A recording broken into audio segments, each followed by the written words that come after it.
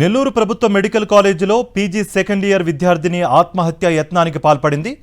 రాత్రి మాత్రలు మింగి ఆత్మహత్యకు పాల్పడగా అపస్మారక స్థితిలో ఉన్న తేజస్వినిని ఐసీయూకి తోటి విద్యార్థులు తరలించారు. ప్రేమ వ్యవహారమే కారణమని మెడికల్ కాలేజీ ప్రిన్సిపల్ రాజేశ్వరి తెలిపారు. తేజస్విని ప్రేమను ఇంట్లో కాదనడం, వేరే పెళ్లి సంబంధాలు చూస్తుండడంతో ఇష్టం లేక సూసైడ్ అటెంప్ట్ చేసింది. ప్రియుడితో పాటు కుటుంబ సభ్యులకు సారీ చెబుతూ సూసైడ్ లెటర్ రాసి ఆత్మహత్య యత్నానికి పాల్పడింది.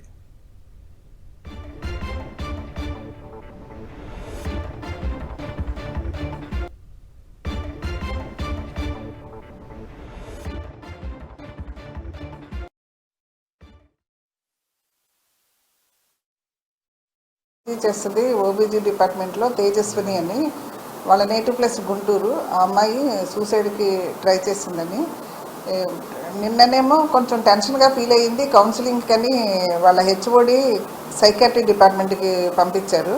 కౌన్సిలింగ్ తీసుకొని ట్రీట్మెంట్లో ఉంది. కానీ సడన్గా ఇవాళ మార్నింగ్ చూస్తే రూమ్లో కొలాప్స్ అయ్యి ఉందంట. ట్యాబ్లెట్లు ఏమో తీసుకుంది, ఎక్సెసివ్గా సైకాట్రీ ట్యాబ్లెట్లు.